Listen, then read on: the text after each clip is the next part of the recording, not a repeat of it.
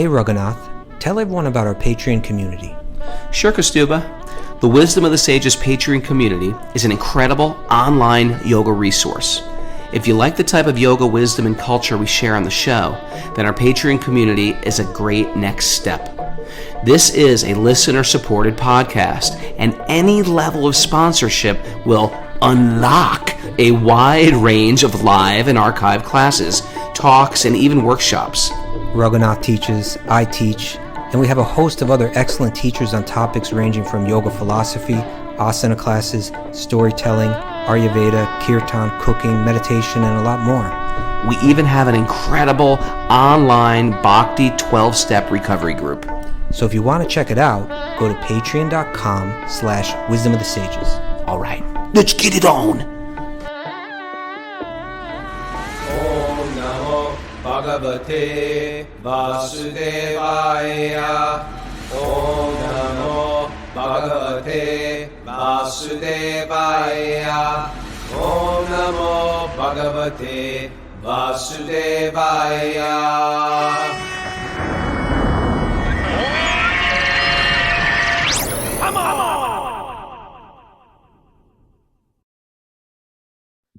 Live from Super Soul Farm, this is Wisdom of the Sages, a daily yoga podcast with your host, Raghunath, and co-host and senior educator at the Bhakti Center in New York, Kastuba Das. Welcome to the show, everybody. Welcome to Memorial Day Monday. It's Sleeping Monday today.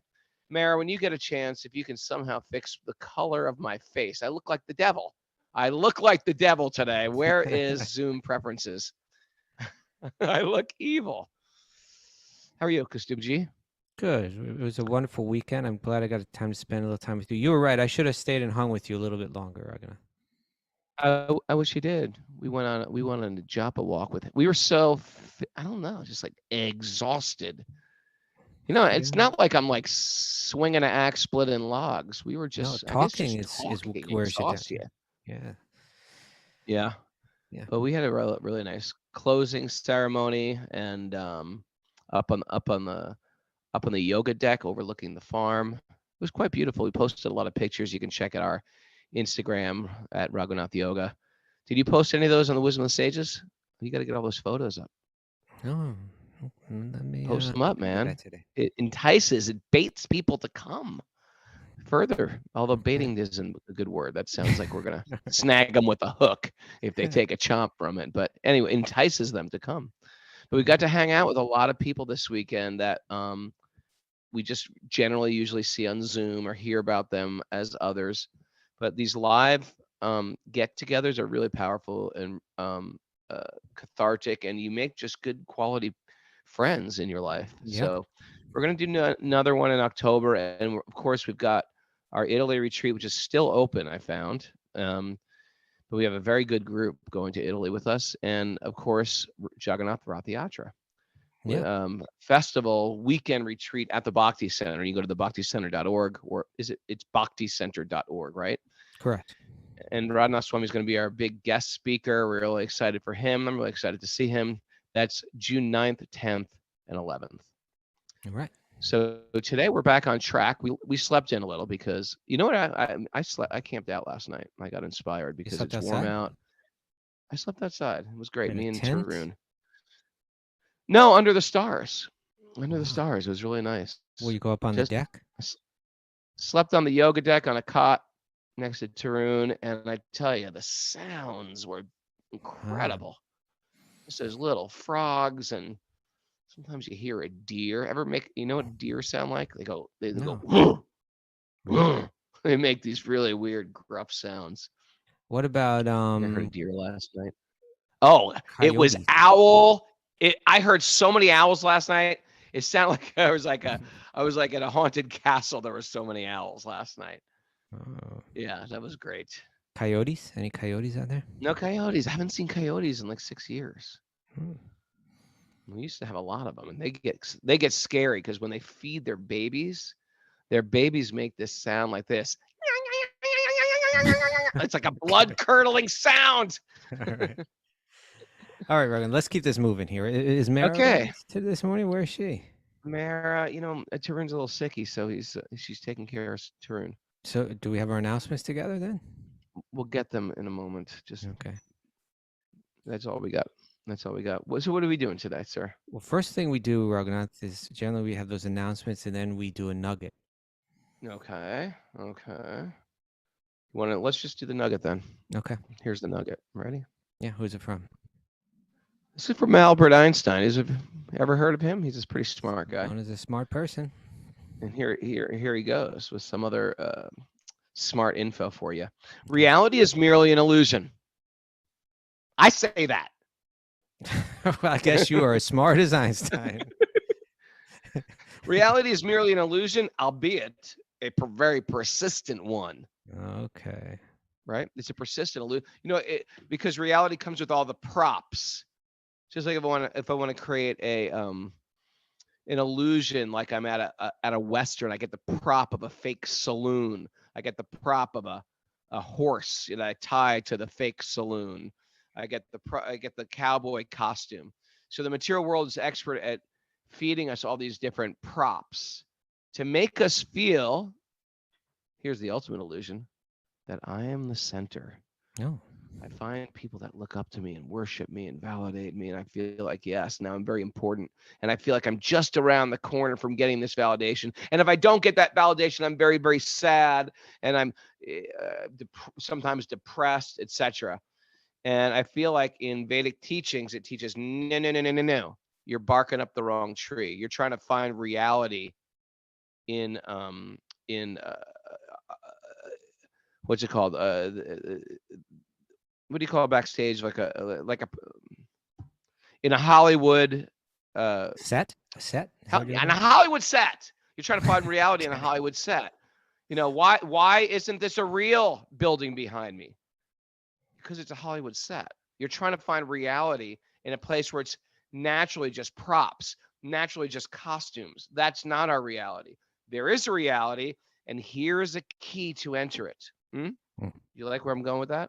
Yeah, I do. It's interesting. In one sense, when you read this, the word reality could be put in quotations, right? Because if it's an illusion, it's not reality, right? So, like, quote unquote, reality is merely an illusion, albeit a very persistent one. If we could put someone into an illusion, let's say we did it through virtual reality, right?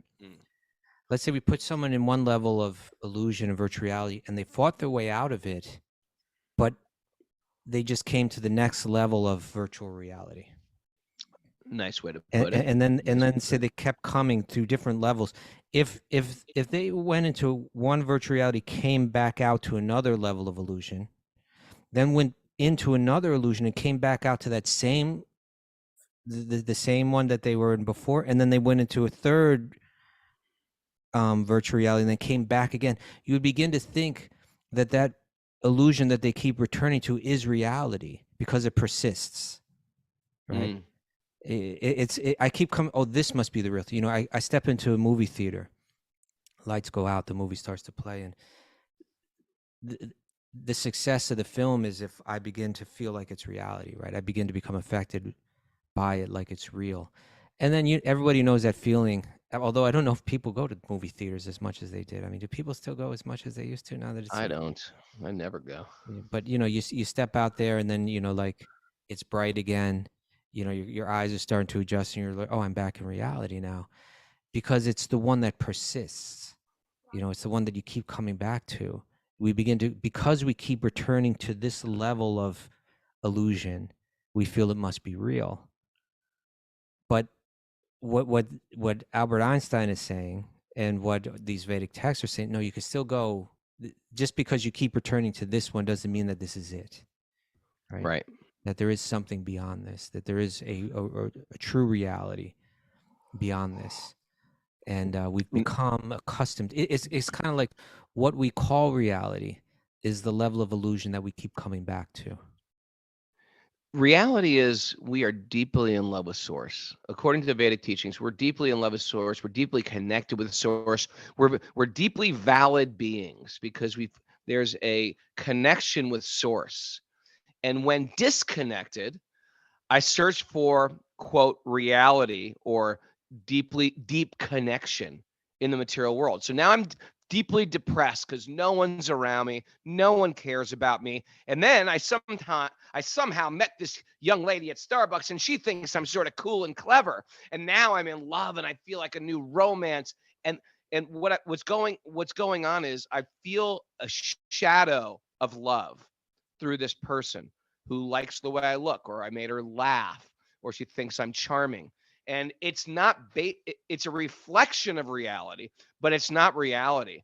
And therefore, I feel like now I'm home. I found my mate. I found my partner. I've got that job. I've got that place. I got the apartment. I got that thing I wanted. And I'm feeling like now I'm on the top of the world. Now I'm actually highly connected.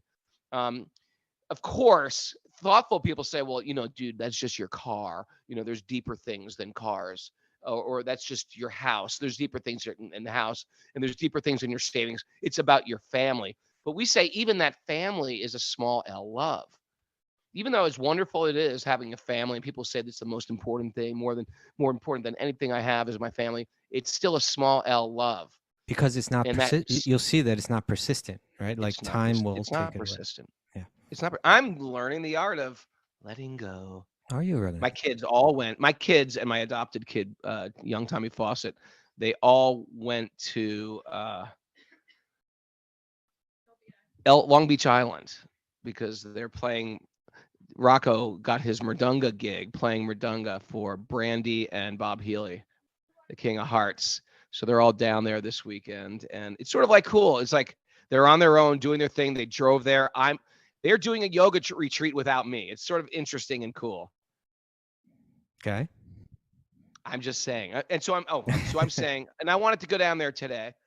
But it just didn't work out. And I'm feeling, you know what?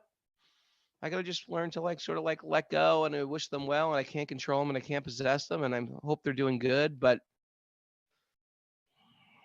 all we can do is love and understand that I can't possess, and everyone's on some type of path. And I'm happy they're at a yoga retreat doing kirtan for Bob and Brandy. Very good. Yes. Anyway. Ready to get? Oh, do we have Mara's announcements? Mary, you got an announcement for us?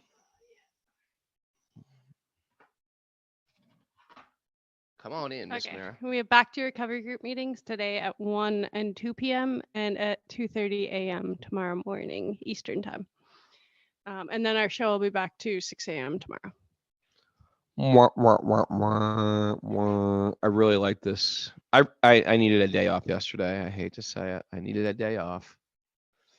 But we did have a weenie roast, me and the kid, and we read Amar Chitraketu. That was our Bhagavatam yesterday. Okay. We read the story of Durvas Muni and Ambarish. Beautiful. And the story of Runty Dave. That's a great story too. Okay. All right. You ready? Right now? Yeah. Thought you wanted to talk about Runty Dave a little bit. Okay. Narayanam namaskritya naram chaiva narottamam devim saraswatim vyasam tato jayam mudirayat. Before reciting the Srimad Bhagavatam, which is our very means of conquest, one should offer respectful obeisances to the Supreme Lord Narayan, unto Narayan Rishi, the supermost human being, to Mother Saraswati, the goddess of learning, and to Srila Vyasadev, the author. Nasta prayesha badreshu nityam bhagavat sevaya bhagavati tamashloke bhaktir bhavati naishtiki. By regular attendance in classes in the Bhagavatam and by rendering service to the pure devotees, all that is troublesome from the heart will become eradicated, and loving service to the Supreme Lord, who is praised with transcendental songs, will be established as an irrevocable fact. Om Gyana Timarandasya Gyananjana Shalakaya Chakshurun Midatam Yena Tasmai Shri Gurave Namaha. I was born in the darkness of ignorance. My teachers are opening my eyes with the torchlight of knowledge. I offer my obeisances at their lotus feet. Reading from the Srimad Bhagavatam, Canto 15, Chapter 13, text. Not Chapter 13. Canto 5, Chapter. Did I say Canto 15? Canto 5, Chapter 15, text 13. No. No? Nope. Where are we at? We're in Canto 5, Chapter 17. Oh, Mara. The descent of the Ganges, of the river Ganges. Oh, because you're skipping around. I get it. Okay, descent to the river Ganges. Okay, What's the Let's slow down. Let's slow down. I verse see there? you're ready to race here right now. Let's What's slow the it down. verse? Little recap. Hang on. I We're find slow it down to be very condescending. we're at verse number 21. This Speed is up. now Quicker. we're in a whole slew of chapters, right? That Maharaj Pariksit X Sukadev Goswami to describe the universe, right? And he's Mhm. going into detail. And it's universal measurements are being shared, right? Different layers of the universe, different planetary systems, different universal mountain ranges and universal oceans and lakes and all kind of stuff. It's little hard to put it together. You could call it too fantastic for me to believe because I'm pretty smart. Or you could call it a glimpse into an entire other realm. Okay. That's what the Thank you, Vedas Ragnar. talk about. They're I'm just saying they're calling it real. Okay. They're calling it real. We may not be able to get it, but they're calling it real. And here's the point that we were talking about last week is when we're hearing all these measurements and all these instructions, what we're meant to do is look a little deeper, try to understand that this isn't a book that's meant to be about the measurements of the universe.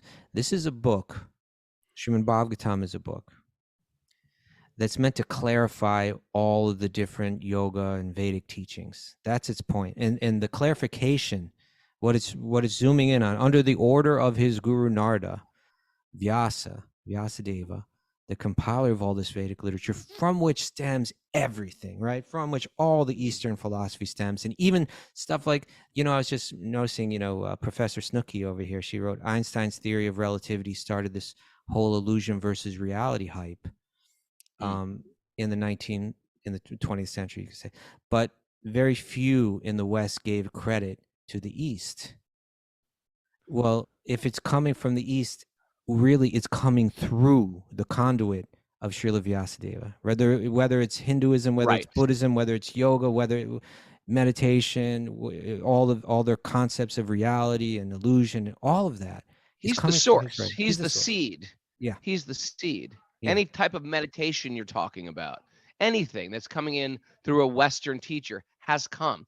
Matter of fact, real spiritual bypassing is to not include Vyasadeva in everything that you say. Okay, don't bypass him. Yeah. Don't bypass. Don't spiritual bypass Vyasadeva. Okay, and so he gave such broad teachings, and he taught, and people have such faith in his works. So when he's writing on the first grade level, sometimes people think like first grade level is everything because it came through Vyas. And then he's writing on second grade level. He's got his, his undergraduate, his postgraduate. Bhagavatam is the postgraduate. Bhagavatam is the book where he was ordered by his guru to write a book in such a way that people can't make the mistake, and where you highlight the very root, the source of everything, which is Sri Krishna. The Bhagavatam builds and builds until it gives his entire life in the 10th canto, and we can understand the devotion. Basically Bhagavatam is saying we've given many different methods, many different practices, many different conceptions, but the highest conception, what the other conceptions are meant to lead to, are stepping stones on the way to, is pure devotion for Sri Krishna. Pure devotion. Remember, if you were to take this, what Stuba is saying is, if you were to take this at face value, it may seem like, oh, here they go again. Their exclusive bhakti is the only way. Isn't this just another type of sectarianism? No, just the opposite. We're accepting that this stuff is all tied together. But just because I accept this pedagogy of education, it doesn't mean like you like that? Yeah. Just because I'm a senior in high school, it doesn't mean like all the fifth graders are wrong. No, the fifth grade is it's information. It's needed, useful, relevant information. But it's leading us towards bhakti. It's leading you to. It's leading us to understand who is the source behind the light. Who is the source behind what we're supposed to meditate on? What is the purpose of stilling our mind? So we're just walking around peaceful? Is that the goal? Just to be peaceful? What is the reason behind all these practices? And this is where all Vedic teachings, all Eastern thought leads us towards. Okay. It doesn't invalidate everything. in the opposite is true. It embraces them all. Au contraire. Au contraire. Okay. So now that what Vyasadeva is highlighting this conversation where the king who's about to die in 7 days is inquiring about all the most important topics, and he asks Shukadev Goswami, the 16-year-old super transcendentalist, he's asking about Super transcendentalistic. Kiss me, yalla, don't shash. Easy, Raghunath. You set me up for Our that. first time this week.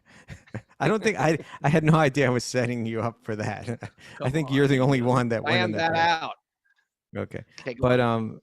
so in any case, he's asked Shukadeva Goswami to describe the universe, and now he's describing it, and he's describing different measurements. But why is this conversation relevant to the broader theme of the Bhagavatam? It's not that this is a book that's written for the purposes of us figuring out the measurements of the universe. That's there. But its purpose will always be, what it's always tied to, where it's always driving, is helping us understand who's behind everything and how do we connect with that. Sure. Who is behind it? Krishna. How do we connect? Through bhakti, through pure love that's not influenced by any selfish motive. That's the message of the universe. That's what everything boils down to. So when he's describing this universe, like we've seen in previous chapters, he's describing different levels of planetary systems, and then he begins to describe the people there and the prayers that they give. And then he comes up with this fascinating. Oh, and by the way, so today is the Ganga Puja day, right? Today is the day that today is the descent of the Ganga, the river, and that's what we're talking about anyway. Well, that's this chapter, is the descent of the river Ganges. The Ganga, and Ganga is just the traditional way to refer to what I suppose Western people came and started calling the river Ganges, but traditionally it's called Ganga, right? And refers to the river and the goddess of the river, Ganga Devi. I'm going to do a verse for you. You can hold that. Why don't we end with that, Raghunath? Okay. Right. Okay, maybe Tarun will do one. Okay. Maybe. Okay. So there's a chapter here within these. There's about 8 or so chapters that are describing the universe, and here's an important feature of the universe that Shukadeva Goswami wanted to share.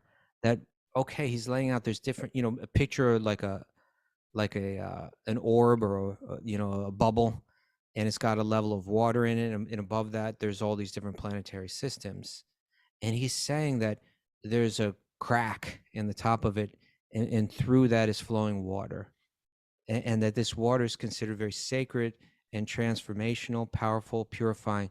Why? If I've been reading all the Vedas and so on, like if I read the original 4 Vedas, where the goal is just to get you to one level of evolution.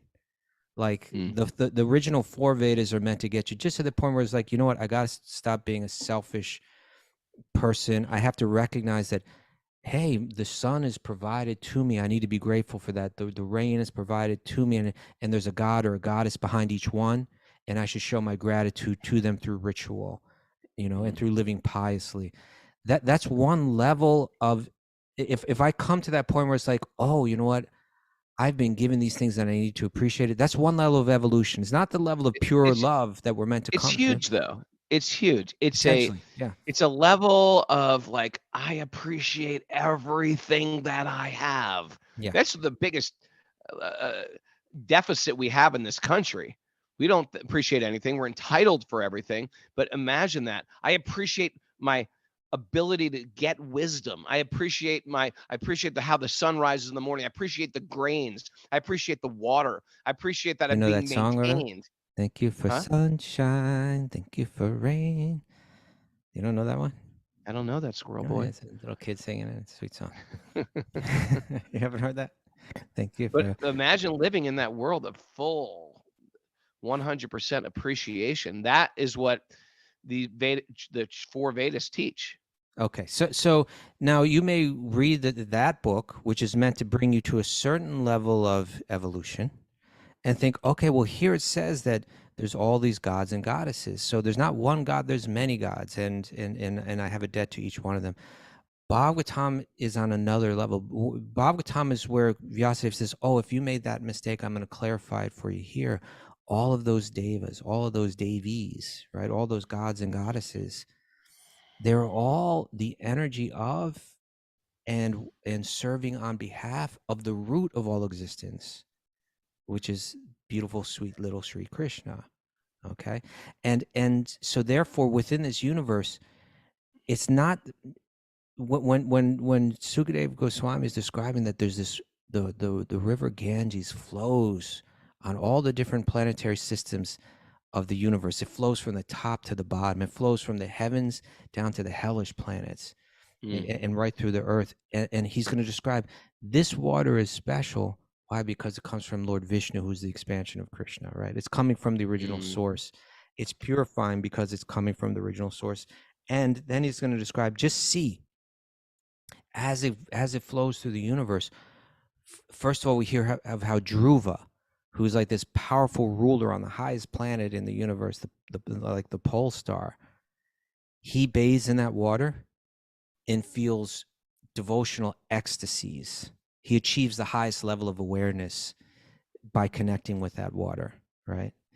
Then we hear, then the Saptarishis, these ancient figures who are considered the wise ones, they are also honoring that water, bathing in that water, and then it continues to come down. And then we hear that eventually Lord Shiva, not only does he bathe and honor that water, then he's going to illustrate further how special Lord Vishnu is, that even the water that rolls off his feet is so special, even to someone like Shiva, who's like so powerful, Sure. We got to understand it's rolling off his feet. Imagine if, water's rolling off my feet. Like you'd be my bath water. That's what it is. They call it the Charnamrita of Lord Hari. Okay, Imagine like my bath water. You'd be like, here, jump on in. It's my bath water. You'd be like, no, never. No. Right? But this is the bath water of Lord Vishnu. So it's considered incredibly sacred.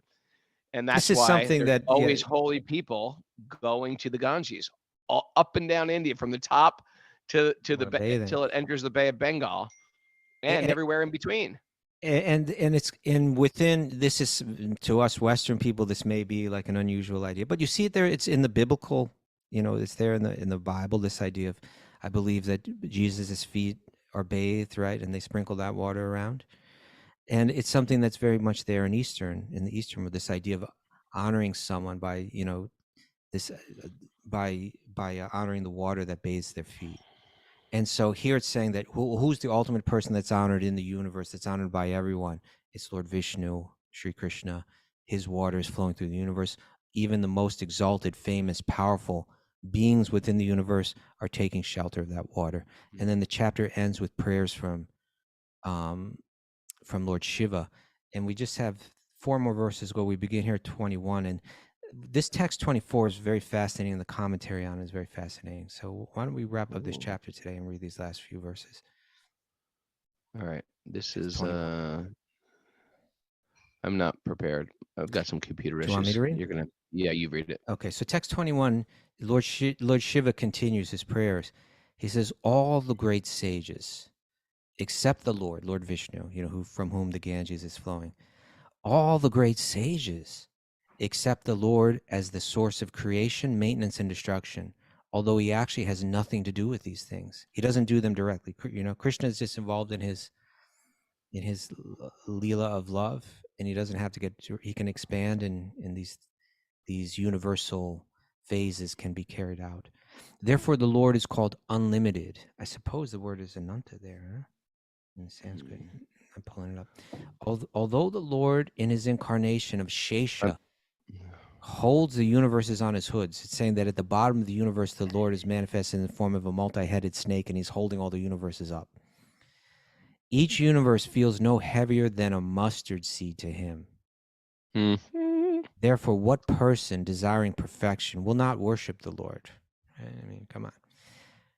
Text 23, 22 and 23. From that supreme personality of Godhead appears Lord Brahma. Right? We've heard about this already earlier in the 2nd canto, how Lord Vishnu lies down on this ocean within the universe. From his navel grows a lotus, and born on that lotus, you could say, is Lord Brahma, the original engineer of the universe. He becomes empowered to construct the universe.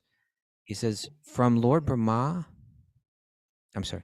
From that Supreme Personality of Godhead appears Lord Brahma, whose body is made of the total material energy, the reservoir of intelligence predominated by the passionate mode of material nature. Mm. He's the creator. He's got passion. Something needs to be done. We got to make it happen. From Lord Brahma, I myself am born, Lord Shiva praying. I myself am born as a representation of false ego known as Rudra. By my own power, I create all the other demigods, the 5 elements, and the senses. Therefore, I worship the Supreme Personality of Godhead, who is greater than any of us, and under whose control are situated all the demigods, material elements, and senses, and even Lord Brahma and I myself, like birds bound by a rope. Only by the Lord's grace can we create, maintain, and annihilate the material world. Therefore, I offer my respectful obeisances unto the Supreme Being. We call this Sambandha Jnana, right? It means the fundamental knowledge of the nature of our relationship, the nature of our connection, right? That you know that there is a gradation, you know, in terms of awareness, in terms of ability, in terms of power, in terms of maintenance, and all of that. And if you follow that ladder or that chain to the top, you find Sri Krishna. Mm. All right, you ready, Raghu? You all right? Okay, you're with me. Okay, now here's the final verse. This verse is a powerful one, and the commentary is powerful. And again, it's Vyasadev just saying, look, even Lord Shiva, you know, look how he speaks of Vishnu or of Krishna, right? Lord Shiva is saying, anything that I do, it's only by his power. It's clarifying. You know, in understanding the purpose of this too, I remember once, I've shared this maybe on the show before, but like once I was giving a talk and we're talking about love and talking about loving, you know, bhakti and loving Krishna. And someone asked me, well, what about my dog? Like, you know, I love my dog. Is that any different, or why isn't that just as important? And I said, no, it's fine that you love your dog. Actually, we want to learn to love every living being. But the point is that if you love your dog, that's loving one leaf on a practically unlimited tree. Just because you love your dog, do you love the next dog, or do you love your neighbor, or do you love even the people in your own family, or do you love, you know, it's, in other words, I hate them. It's not uncommon to hear that kind of thing, right? It means you haven't reached your full, by investing your affection in this one creature, that's fine, but it's very limited. But whereas when you love Sri Krishna, you're loving the root that every other living being is connected to, every other living being is maintained to, every other living being is an aspect of, is the energy of Sri Krishna. So when you love this Sri Krishna, when you go to the root, you love every living being. So that's why it's different than loving a dog or any other individual, even one of the devas or devis. That's why Lord Shiva's pointing out, no. You bring your affection, you bring your love, you focus on the root, and automatically you get that full evolution, that full blossoming of the potential of the soul. So therefore we need to see and we need to hear Lord Shiva, who we might have thought was the supreme by reading earlier literature.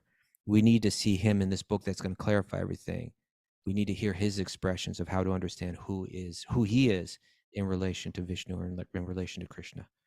So then this final verse, text 24, the illusory energy of the Supreme Personality of Godhead binds all of us, conditioned souls, to this material world.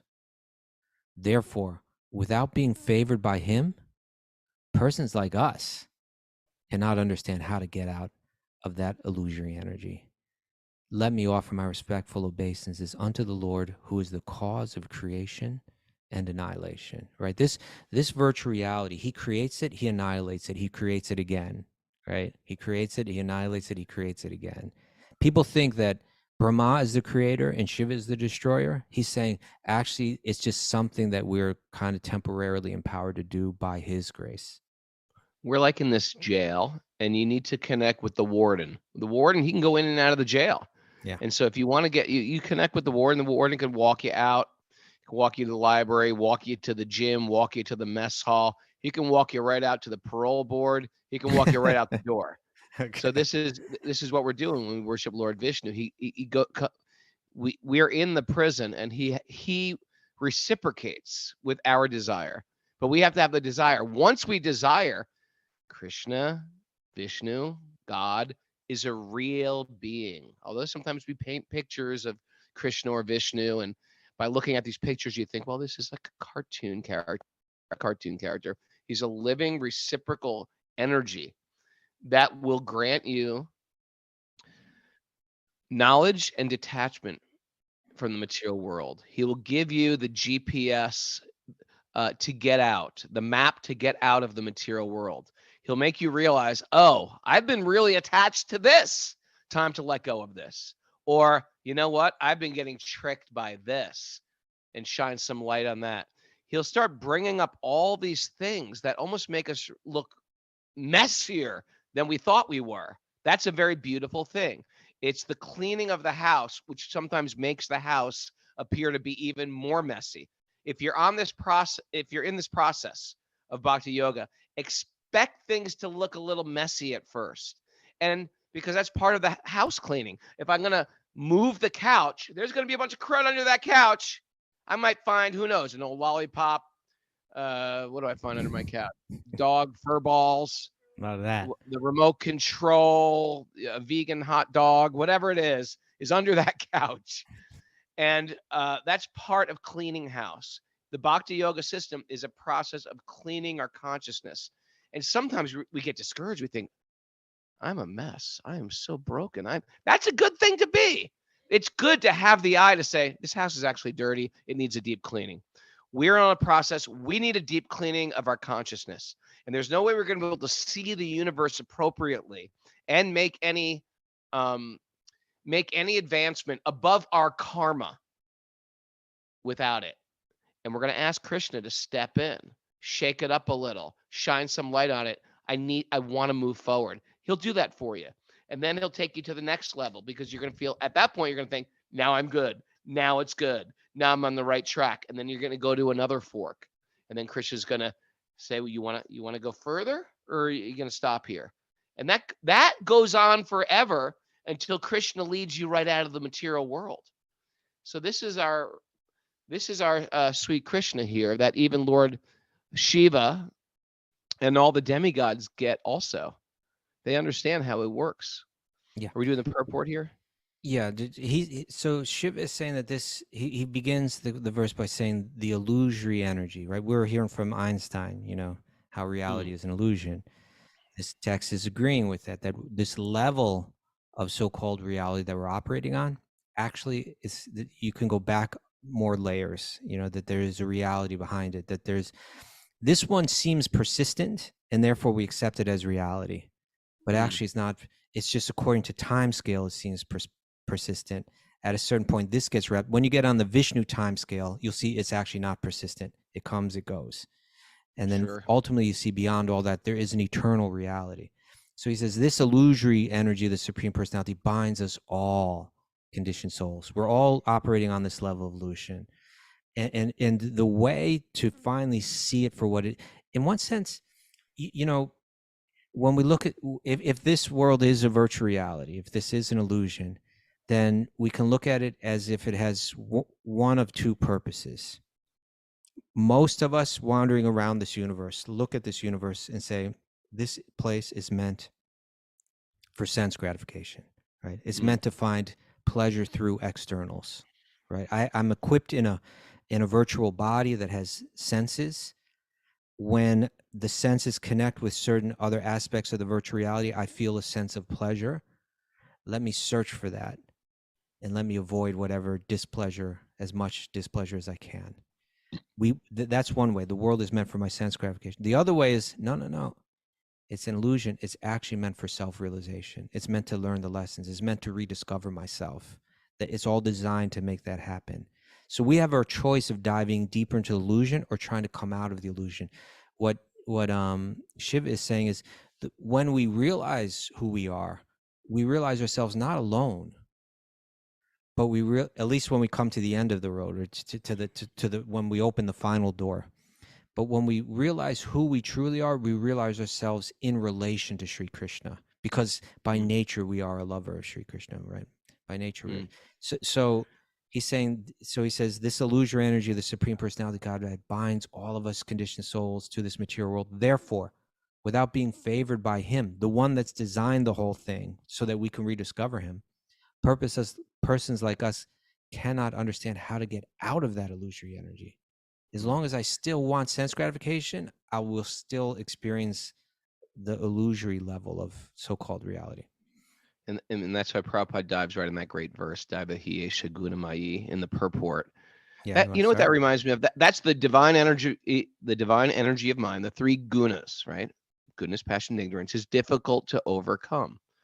And you know the story I always tell about the naked man in the box that I ran into, and he was naked. He was naked, and he was naked because he felt like, I'm being conditioned by the material world. I'm not going to wear trousers, briefly Levi's. share the story, Raghunath. It's like, all right, I'm going to just tell the story briefly. I was staying at somebody's house, and I went to use the bathroom, and I went into the room, and there was a naked man with a beard building a box, like a wooden box, like doing some woodwork. And I was like, what the hell? And I was just like, oh, I'm sorry, I'm looking for a bathroom. And he's like, without even looking up, he just said, it's over there. So I went to the bathroom, and I'm thinking, okay, I got to be open-minded. Big deal. I'm in someone's house. If there's a naked man here doing things, what's the big deal? And so, I was trying to get my wits about me when I came out of the bathroom. What am I going to say to this guy? So I just said, hey, what you building? And he goes, and he's struggling with the screwdriver. You ever see a naked man with a screwdriver? I have. He was screwing this box in, and he said, oh, it's this damn box I'm trying to make. And I was just like, well, what you building? I know. I said, why are you naked? Why are you naked? Why are you naked? And he goes, and then he stopped and he looked at me and said, what do you expect me to wear? Yeah. Good question. Wasn't expecting that question. Anything. In response to my question. Yeah, I said, I don't know, jeans. And then he went into this whole lambasted me with, oh, I'm supposed to wear jeans because society tells you to wear jeans. You know, what about in the 1700s when they wore knickers and high socks and shoes with buckles? Or what about in Scotland where they wear skirts? And I was just like, all right, look, I don't want to get into this right now. But his point was, we are conditioned, and he was trying to uncondition himself. Okay. Why are we wearing what we wear? Why do some people wear thin jeans? And we do the same thing with other things. So he was trying to do with clothing. I get it. We do it with, oh man, I watch too much media, or I scrolled too much on my phone. I got to get off this. Oh, I feel so much better. Or even last night, me and Tarun were camping out, and I was thinking, you know what? I love sleeping outside. And we become indoor beings. I want to be more outside. I want to sleep more outside this summer. It feels so much better. So we're always trying to figure out how to get back from this material energy. I need to connect with water more. I need to drink spring water. I need to get sugar out of my diet. I need to get back to this authentic being. This divine energy of mine, these three gunas, they're trying to condition me. I can feel it. If you drink alcohol and then you stop, you feel like, what am I doing? Why was I doing that? In these addictive things, we feel like they're controlling us. How do I get back that control? It's very difficult to overcome because we don't even know where to pedal back to. We don't even know what is the origin of how I dress. What's the authentic me? Who am I essentially? And Krishna gives that map. Okay, I understand your condition. Here's how you get unconditioned. Those who surrender unto me, they can easily cross beyond this. Otherwise, you're never going to figure out. It'll lead you to one illusion after another illusion after another illusion. There is, okay, you're going to be naked, and then what? You're just going to walk naked, and then you found your authentic self. Not as only authentic, there's authentic thoughts. There's authentic languaging and speech and activities. Quite interesting, huh? Mr. Kastuba? It is, Raghunath. Now, you know, I was well, anyway, Prabhupada uses some interesting language here. I'm going to jump forward in the commentary a little bit. You ready? Yep, I'm following you. I got the commentary up here. Okay, so this is the second paragraph. in all activities of creation and annihilation, the living entity is entangled in fruitive activities. That means entangled by the law of karma. I want something, I act for it, and then based on how I act, it brings me results in the future. So it's if this is a virtual reality, it's there's a program that's been downloaded and installed on it, which is this law of karma, which means according to how we act, we get reactions in this world. So in all the activities of creation and annihilation, the living entity is entangled with this law of karma, which is executed by the illusory energy, the Maya. It's part of the programming, part of the virtual world that we're in. Then I think when I read the sentence, I think maybe it was mistranscribed. Interesting. Because it says he is exactly like a computer handled by the Supreme Personality of God. It seems like it should be saying that this world, this is exactly like a computer, particularly as we start to read the following sentences. It sounds right? a little more. Yeah. Right. So let's read it that way. In all activities of creation and annihilation, all the changes and the movements within this virtual world that we're living in, the living entity is entangled by this law of karma, by this programming that's programmed into it, which is executed as all part of the larger programming called Maya. This virtual reality, this world that we're living in, is like a computer. Prabhupada wrote this long before computers were a very popular thing, right? Interesting, huh? Yeah. There were no computers. Yeah. When he wrote this. This material world is like a computer handled by the Supreme Personality of God. He's doing the programming, the coding, right, that we're experiencing. The so-called scientists say that nature acts independently. They're saying that the virtual reality works without anyone having designed it, right? But they cannot explain what nature is. Nature is nothing but a machine operated by the Supreme Personality of Godhead. When one understands the operator, then their problems of life are solved. As Krishna says in Bhagavad Gita 7:19, Bahunam Janmana Ante, Gyanavan Mam Prapadyante, Vasudeva Savamiti, Samahatma Sudurlabha. After many births and deaths, he who is actually in knowledge surrenders unto me, knowing me to be the cause of all causes and all that is. Such a great soul is very rare. A sane man, therefore, surrenders unto the Supreme Personality of God and thus gets out of the clutches of the illusory energy, Maya. Thus end the Bhaktivedanta purports to the 5th canto, 17th chapter of the Srimad Bhagavatam, entitled The Descent of the River Ganges. Okay, so, it's interesting. Just even so much of Prabhupada's language is interesting. He says the so-called scientists, right? Yeah. And if we're going back to Einstein, Einstein was saying, hey, you're calling this reality, but it's just another layer of illusion, right? It's a persistent one, so we've become convinced that it is quote unquote real. Even like the Gita will say this, right? That which is temporary is unreal, and that which endures is actually real. So because it seems like this world endures from our tiny perspective, because there's a level of illusion that we keep coming back to that seems so persistent, we accept it as quote unquote reality. We become convinced of it. Now, so then you have scientists, or what Prabhupada here calls so-called scientists, that are examining this level of illusion and making their conclusions based on it. It's almost like if someone's within a virtual reality and they're examining that, whatever is in that virtual world.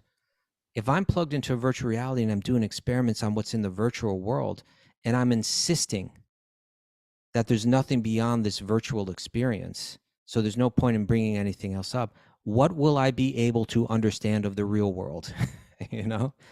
It's like it's almost like I'm hopeless. I would need to expand my mind and expand the possibilities that my mind is willing to entertain to have a hope of understanding reality if I'm plugged into a virtual reality. And so Prabhupada's saying try to understand what's behind it all. The only way to understand it is by hearing about it And that's what Bhagavatam is doing by describing this universe and describing the descent of the Ganges and describing how Dhruva responds and how the Saptarishis respond and now how Lord Shiva responds. Right? He's saying, yeah, I'm like anybody else. I'm like a bird tied by a rope. I'm like a person caught in a virtual reality.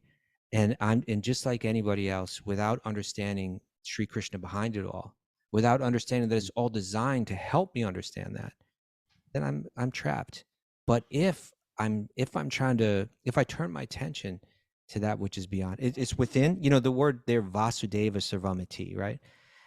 I'm really beginning to appreciate more like these names, like Vasudeva, right? The Vas means to dwell. Vasudeva is that God that dwells within everything, and everything dwells within him, right? So when I'm trying to understand Krishna, it's not merely trying to understand some imaginary world outside, but it's also means turning within, So once I turn within, or once I turn beyond the limited illusory realm and try to understand it, try to expand my mind and understand that there can be something beyond this, and that this so-called reality may just be another level illusion, only then, right, can I become free. I like All right, that's Monday. like this. Now, is Mara around? Right, we haven't seen Mara. Wait a second. Hold those takeaways. I got some Ganga Stotram. Oh, you want to do a Ganga celebrate verse? the days. Okay. We got to celebrate the Ganga here. Celebrate that. Hopefully this chapter has given us another facet of why we chant these prayers to Ganga, because she is that personification of the mercy of Sri Krishna flowing throughout the entire universe and giving us the opportunity to connect. We'll take people to the Ganga in February, right? Yeah. Yes. Mr. Tarun, do you want to do this? Do you want to do a Ganga verse? You have 1 moment to choose. No. Okay. Okay. You cue up the music, okay, Kastuba? Oh, I got the music. Devi Shareshwari Bhagavati Gange Tribhuvanatarini Taralatarange Shankara Moli Nivasini Vimale Mama Matir Astam Tava Parakamale. O brilliant goddess, O sovereign of all demigods, O Bhagavati, dearly beloved of the Supreme Lord, O Ganga, who brings liberation to the three worlds. Your waves are playful and you reside on Shiva's crown. O Immaculate One, may my attention be fixed upon your lotus feet. A nice way to start your day. Beautiful. Alakanande Paramanande Kurumai Kurunam Kataravanye Tavatata Nikati Yasya Nivasaha Kaluvai Kunte Tasya Nivasaha. O Alakananda, who descends from the Himalayas, O you who personify supreme bliss, please bestow mercy upon me, for you are worshipped by all the wretched. Whoever lives on your banks indisputably resides in the transcendental abode of Vaikuntha. Let's go to the Ganga. Okay, Mary, you got some takeaways for us? Yeah. You can all look that up. Just Google up YouTube search Ganga Stotram today, and you can play it. Or you can look up a PDF with the words. We're trying to find reality on a Hollywood set. I like that. I like that one. I'm going to keep using that. Okay. Bhagavatam embraces all other ancient texts. Yeah. Reality is connection to source. Yep. We're suffering. Think about that for a while. Think about it at first. Yeah. We're suffering a deficit of appreciation. Man, I had a lot of good ones today. We did. Jump into the bathwater of Lord Vishnu. Yeah, not mine. Mm-hmm. Love the root to love every living being. Yep. Connect with the warden to get out of prison. Yep. House cleaning can be messy. Yep. We have the choice to dive deeper into the illusion or to find our way out. Dive deep into the illusion. And don't spiritually bypass Vyasadev. Yeah, don't do that. Who's got a big loft apartment in Manhattan? I can bring me and my posse down there for the Jagannath Rath Yatra Festival. Hotels are a fortune, Kastuba. What's that? Hotels are a fortune. in New York City. Hotels are a fortune in New York City. Okay. Anyway, thanks everybody for joining us. Woo, it's Memorial Day. Another day to give appreciation. Well, it looks like it's Scranton Davies' birthday. What? Scranton, Davey. Happy birthday. Happy birthday. We got some good people in our life, Stu. That's what I realized in this weekend. We got some very, very, very good people in our life. Thanks, everybody, for joining us. Tomorrow's back at 6 a.m. Always inspired by seeing everybody show up on Zoom. You want to join us on Zoom? You can do it. Email Mayor at wisdomofthesages108@gmail.com. Thanks for all the great, positive, uplifting emails. We need encouragement, too. Oh, you think, you guys are so fixed and fired up. Guess what? We need encouragement. So thanks for all those others out there who send us emails to give us, tell us their story a little bit. Also, go to Apple Podcasts. You can write a little review for us. Give us 5 stars. Helps the algorithms. Go to the Wisdom of the Sages YouTube page. Follow us, like us, comment on our stuff. So, follow us? No, subscribe. And go to Patreon. And Patreon, support us if you like what we're doing. If you're giving something already, double it. I love saying that. Double it. Enough of that. Yeah. Double it, Kostuba. Double it. Yeah, so if you're giving $1, quadruple it, please. Come on. But thanks for all that support. You go to patreon.com/Wisdom of the Sages. It's important. Thanks to everybody joining us on Zoom. You guys, love seeing your beautiful smiling faces. Whenever I see a smiling face, I have to smile myself because I love you. Ah, yes, I do. Whenever I see... Oh, what's happened? We can't hear you right now.